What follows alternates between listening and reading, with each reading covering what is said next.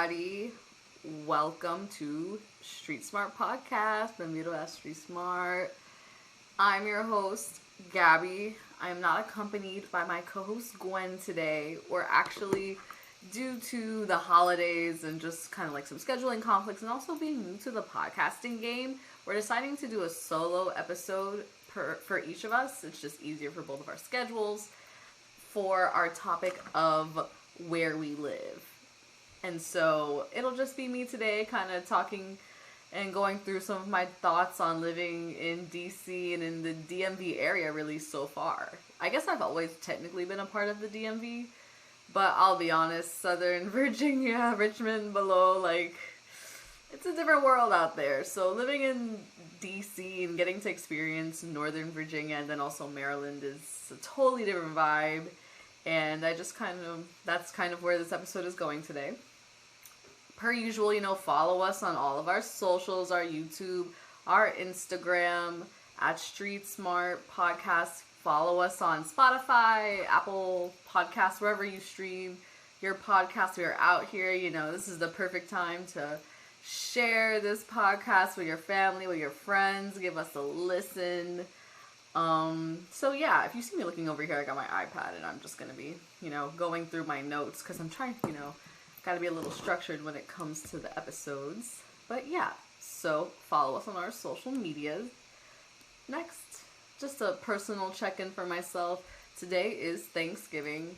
I'll be completely honest, I'm Puerto Rican, so Thanksgiving is Navidad Junior, low-key, It's less people, usually Puerto Rican food / some American food, although we don't even do that anymore.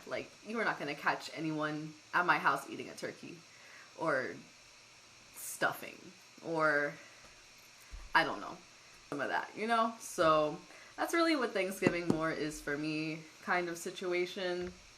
And so I have time right now really to record this episode. So here I am recording. My birthday just passed not too long ago. It was the 7th of November, Scorpio season. I'm 27. It was lit. Spent time also in Richmond with my family and friends. It's where I'm at now, honestly. So that was really cool. Had a lot of fun. Just kind of chill because actually next week I'm going to Europe for the first time. And that's really more of where my birthday celebration / energy / finances are going towards. That's why my birthday last week or 2 weeks ago was kind of chill because I'm saving up the funds to, do all of that extra good stuff in Europe. I'll be in London, Paris, and Barcelona, and I'm so excited. It's my first time. I'm going with my cousin. It's about to be so lit. So there's that. And I guess one more thing to note, this month is Native American Heritage Month, which I think is super dope. I love that my birthday falls in this type of month. Being Puerto Rican, we are very, our culture has a lot of our indigenous ancestry in it. And, you could look at me and kind of see that too, right? I have the Taino look. That is our native people. My parents raised me to, understand that culture and also to, know it and also seek out other Native American cultures and understand them because we are all so similar. And I used to go to powwows growing up and stuff like that because in Southern Virginia that's really popular. We have a lot of a lot of history with our indigenous people in the state. But anyways, on to the topic of discussion for today. I will be talking about again living in DC / the DMV. Gwen left me some questions and some topics to just kind of go over. So I'll be going through that kind of stuff and, we're just chatting. We're just sitting here. It's very chill, Anyways, so why did I move to DC? I guess the main reason, the biggest reason is for work. I originally was living in Richmond, in the city of Richmond for quite a few years actually. During undergrad and grad school, I lived there for 6 years in the city, I want to say. And I guess shout out to all the neighborhoods I lived in too. Shout out to the Fan, shout out to Shockoe Bottom, shout out to Southside, all my favorite places. But I moved there for work. I got a job with the public school system. And we'll have another episode, again, diving deeper into our jobs. That may be kind of like the next topic that we cover after this. But I got a job with the school system, so I work for the city. I am a city government employee. Word. And it required, it's not, even though I have like a hybrid like schedule because of the pandemic, I have to live like in the DMV area because even during the pandemic, I had to go to my school sites. So it's like, I kind of hybrid between work from home and then physically being on site at our actual public school facilities. So I kind of have to live in the area, so it's not like a crazy commute all the time. And so I live in the city specifically. I live in Northeast. That's probably as descriptive as I'm going to get. I could tell you guys my neighborhood, but I'm not. I'm not. Just know I live in Northeast. I really like it. But yeah, so those were the two biggest reasons why I moved to DC. I was looking at DC because it was a bigger city, more metropolitan, more, opportunities for careers, more connected, closer to my family up north. A lot of my dad's side of the family is up north, as well as some of my cousins from my mom's side, as well as my best friend lives there, Brooklyn, Bronx, stand up. And Queens, I love Queens. But, so DC kind of seemed like that great in-between, essentially. And I was looking for jobs there, and I got a job. So I moved up there. And, again, I feel like I'm in this great in-between spot between a lot of the people that I love. And that's super great. So, next question. This is an interesting question. I would be curious as to, like, any of you guys listening. Because I'm sure, a lot of us moved around during the pandemic. A lot of us started new jobs. Or even, like, now I also see people are kind of switching things up and changing things up. So the next, topic in question is how I've built community in DC. And I can't even lie, like, moving to a city during the pandemic, it was so different then than it is now. It was so quiet and the pace was so much slower when I moved there. I had my car, I was able to move around and try a bunch of new places and kind of explore on my own. That was kind of like the first thing that helped me essentially build community, but also map out where I am in just like that built landscape. And so when I meet people and they tell me I live here, I live there, I live here, I live there, then I have kind of like the context of like, oh, I've been there. I remember I went to a grocery store over there. Oh, I've been there. I tried a coffee shop over there.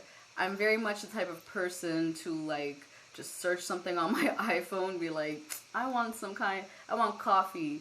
Or, oh, I'm looking for a Latino supermarket. Or, oh, like, I'm looking for a park. And just, like, go to that place. When you're new to a place, I feel like that's, like, a hot tip, honestly. That is the way to go. That's how you, like, learn about where you're at, essentially. But, so that was kind of how I, like, built mentally, like, the landscape. And then how I built community was through a number of different venues. First of all, reconnecting with college friends. That was super easy. A lot of people that went to my college, VCU, they are from Nova or the DC DMV area. So I knew people coming into this area. Even if they didn't live in DC specifically, I had quite a few friends that lived in Northern Virginia or even in like parts of Maryland. So being able to reconnect with them was easy. It's just a text or a DM away where it's like, hey, like I moved up here, let's chill, let's hang out, let's talk about it. Let's, go on a coffee date or, oh, let's go to a museum. Like I like doing stuff. I have like that extroverted side of me. I like to go out into the world. So doing that, but then also the second way was meeting people through those friends, essentially. People invite me to Friendsgiving, or people invite me to a party, or people invite me out or to a concert or to this and that, and then I meet their friends and then I'm cool with their friends. And so that's another way that I've built up my community and my network in the area, because I've just met people through people. Like, for me, I guess it's pretty easy for me to just kind of like go out. And that's another just like hot tip. It's like, your friends' friends, if that's your friend, they could potentially have another cool friend that you can, get to know. And so just hanging out with the people that I already knew. Also, I have a cousin in the Northern Virginia area, just meeting people through her, meeting people through my friends. You know, that's kind of how I built community for what I had, because at the time it was hard to just go out and meet people because of the pandemic. A lot of social events weren't happening. A lot of, you know, social gatherings that I could have went to by myself, those things weren't really happening. So a lot of this, honestly, is even things that have happened over this past year, because things have started to open up again, essentially. Social media. Social media is such a big tool for meeting people and also just understanding where you are if you know how to use it. Social media really is such a great resource. Like, I've used it to figure out what's happening in like the art world, which is something, or the art scene and that's something that I'm still trying to figure out in DC, but like social media is such a big tool to like help display, like, you know, all of the events and things that are going on in galleries and things like that. And also during the pandemic, that was literally like, for a moment, that was all I had. It's like I had to go on social media and look up, you know, pages and look up people and just try to find things. Because, you know, nothing was open. No one was really being active. So I had to take that step.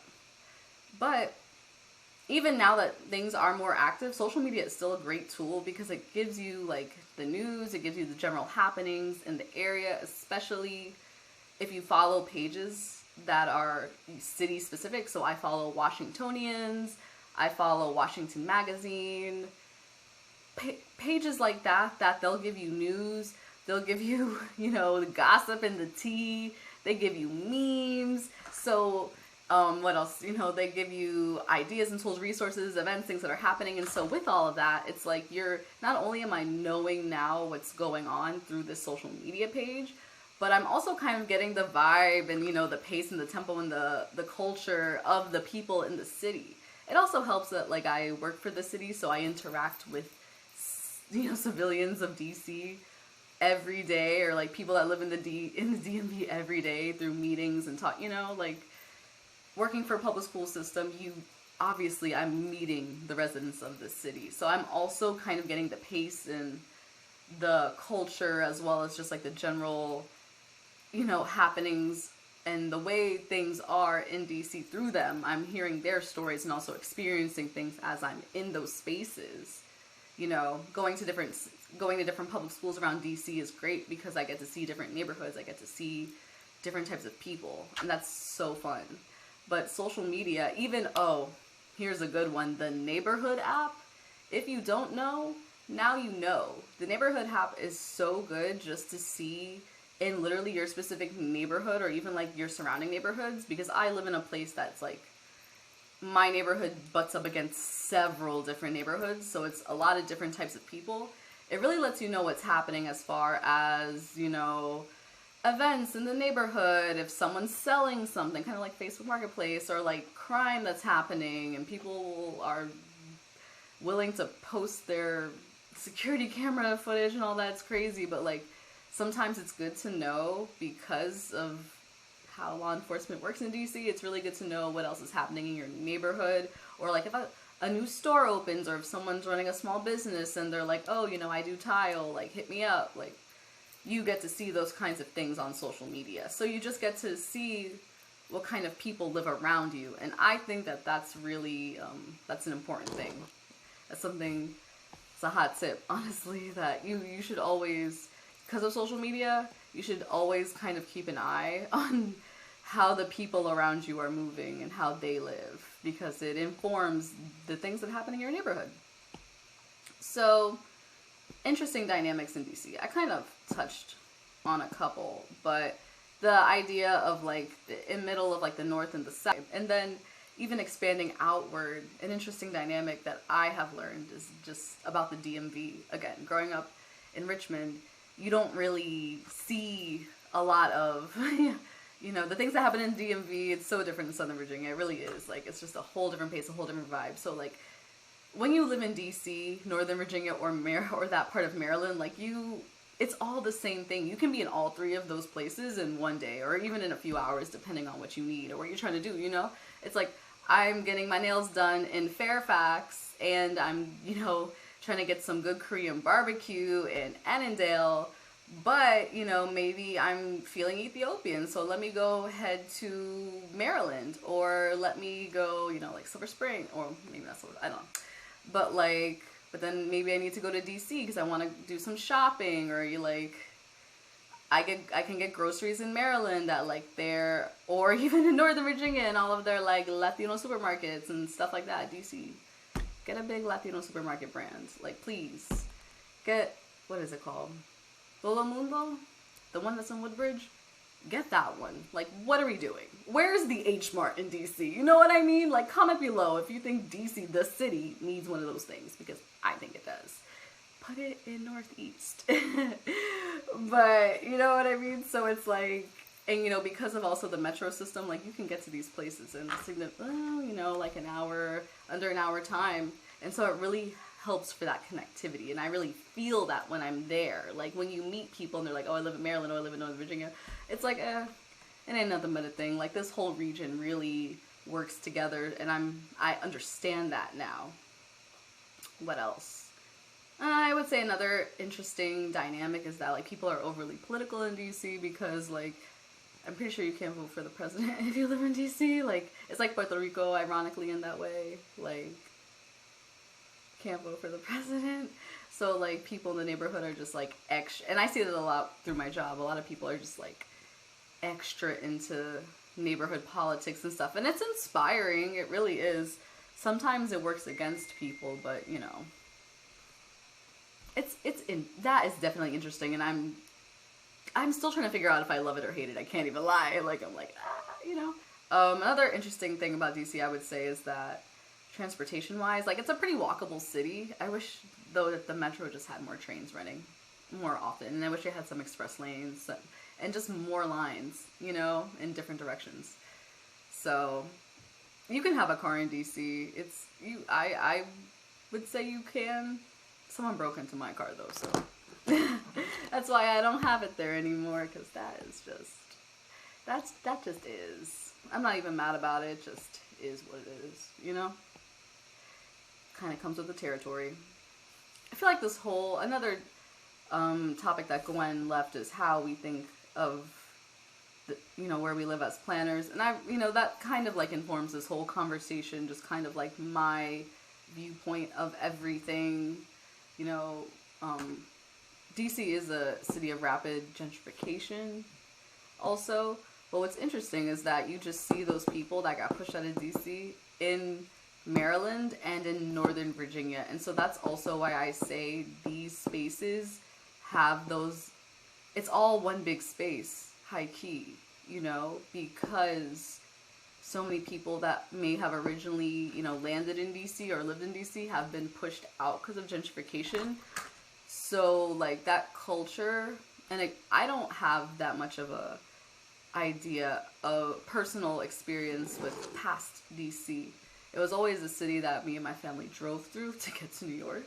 So I only hear things from my friends and the people that I know who grew up in these areas, and I've slowly started to like piece things together about how, you know, certain neighborhoods and certain areas are, you know, whether it be in Arlington or in Alexandria or in Silver Spring, and just going to those places and meeting people's families and meeting people's friends.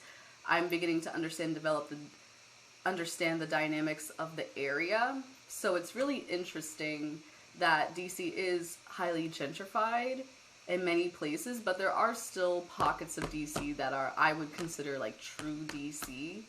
And then when you look at, you know, they talk about like Columbia Heights is like a neighborhood that is known to be Latinx, or like certain areas in Northeast and Southeast are known for having a large Black population, or certain areas are known for having like a strong Ethiopian population. It's like that is still there, but at the same time, because DC is so expensive, those people may have businesses there, but living there is a different story. But it's not like they live far away. You know, Maryland and Virginia, Northern Virginia are so close that it's, and so like listing some of my favorite things about DC, and I think I've kind of touched on these already, but just to reiterate, the diversity of DC. I love all the different cultures that I come across there. Like, I will say it's not a huge, like, Puerto Rican culture, like, ethnic enclave in DC, although allegedly DC has the highest amount of educated Puerto Ricans or Puerto Rican women in the country there. I don't know, but I'm adding to that. And, you know, through social media, I've been able to, like, connect with a couple of groups and, like, follow some pages to get the happenings going. So, yeah, I love the diversity. And with that, I love the festivals and the food that come with that. I went to Pride over the summer. What else? Sorry, I have, like, an itch. I love eating any food. Again, like, Ethiopian food is so good. Korean food. I eat Korean food once a week. I have never been around so much Korean food in my life. Like, there's an Asian market, a little Asian store up the street from me where I get the most bomb kimchi ever. It is so good. Like, I'm addicted to that. And, like, I did not grow up on that. That's why I'm like ODing on it now, because it's like, it's so good. And I love the fusion food too that's around here, whether it's like Korean Mexican or like what else do they have? Venezuelan Colombian, or like Peruvian Venezuelan Colombian, like, you know, like South American fusion. I saw that my neighborhood has like a Jamaican and Sierra Leonean spot. I gotta try that. You know, you know, because if their peanut butter soup is fire, oh yeah, I'm hip. If you know, you know. Listen, the groundnut soup, if that is good, if their oxtail is good, it's a wrap. Like, I love food.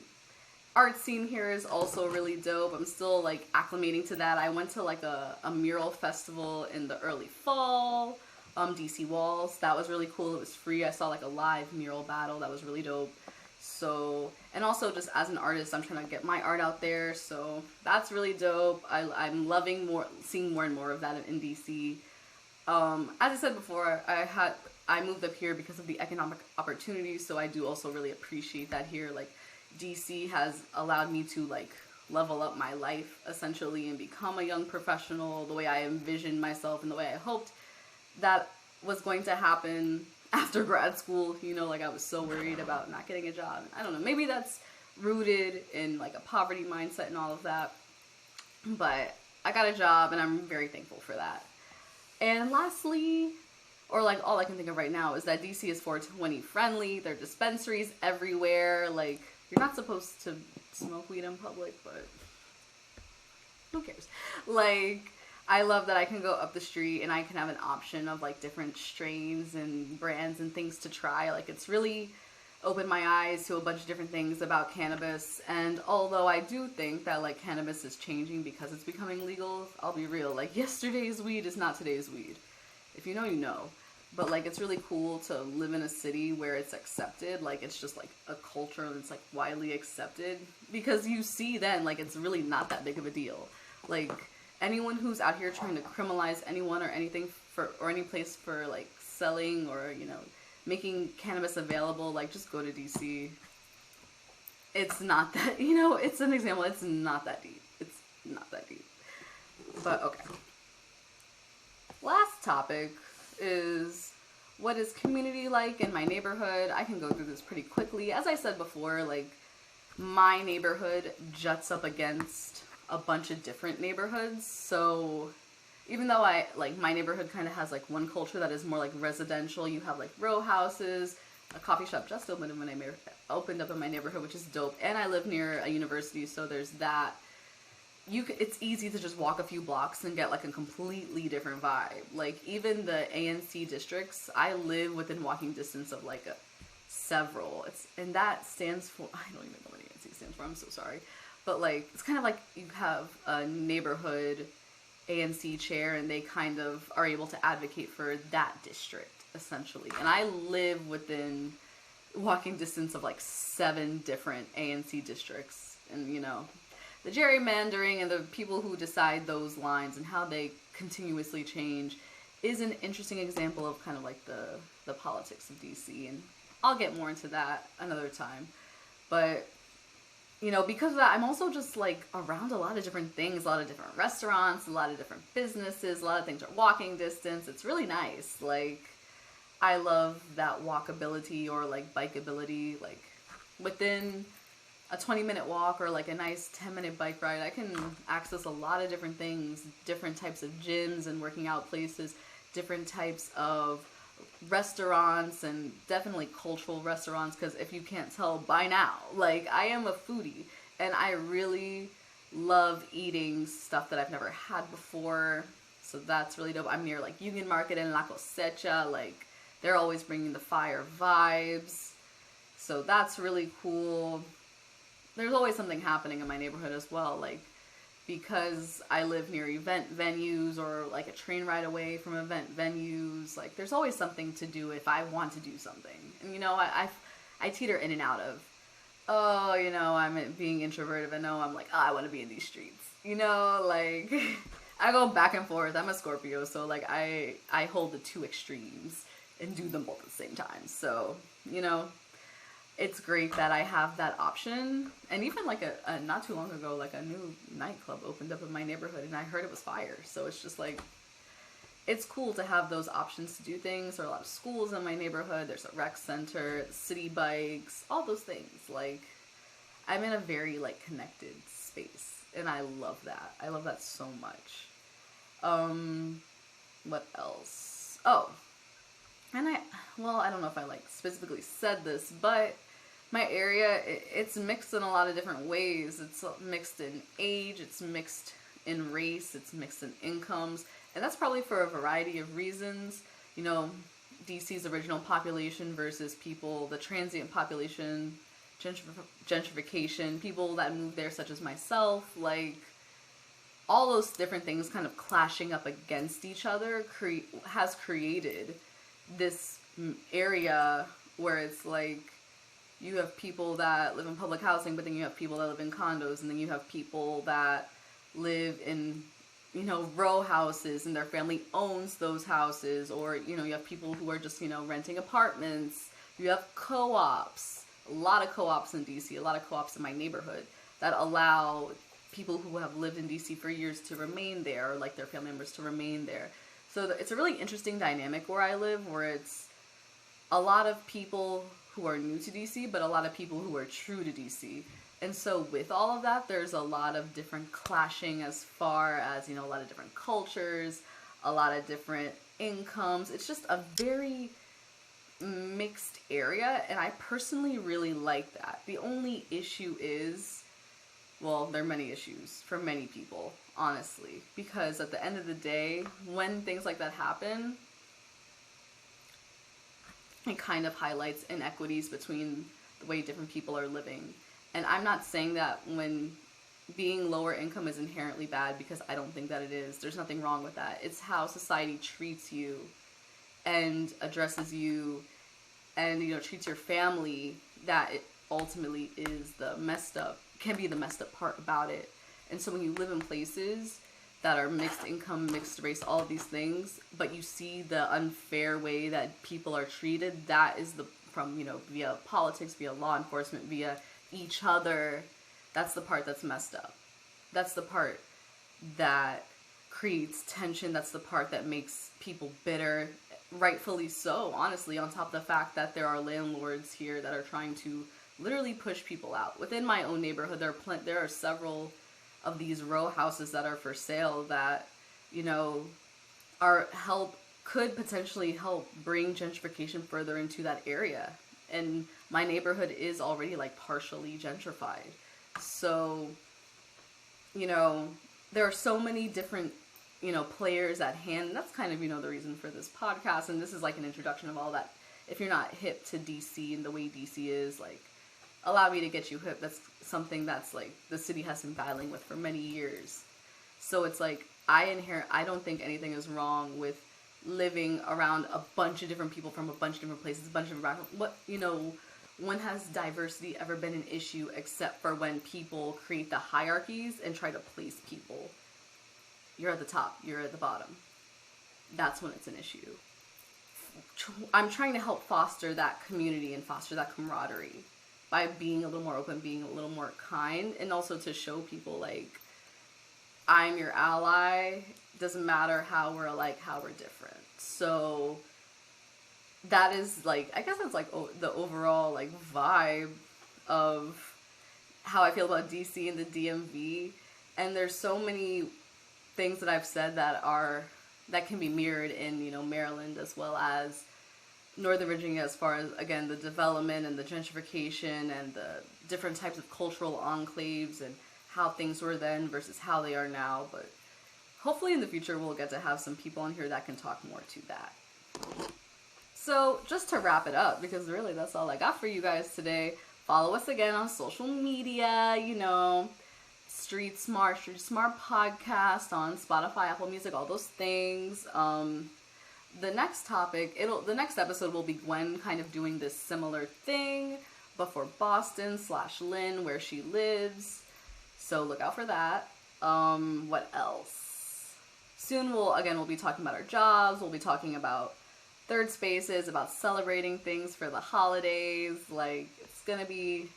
We got some great things coming up. We're just in season 1. We're just getting started. And yeah, I'm really excited to kind of go on that walk with you guys. And yeah, so that's really all I have for everyone today. I hope you have a great day. Happy Thanksgiving if you celebrate this holiday. I'm gonna take the things and whatever they taught us in school that was a lie, that aside. It's just a reminder to be grateful and thankful for the people and all the things in your life. Just 2 women trying to make it in the world today, and it is not easy, but we are trying, and that's worth celebrating. Hope you guys have a good day. Talk to you later. Bye. Adios.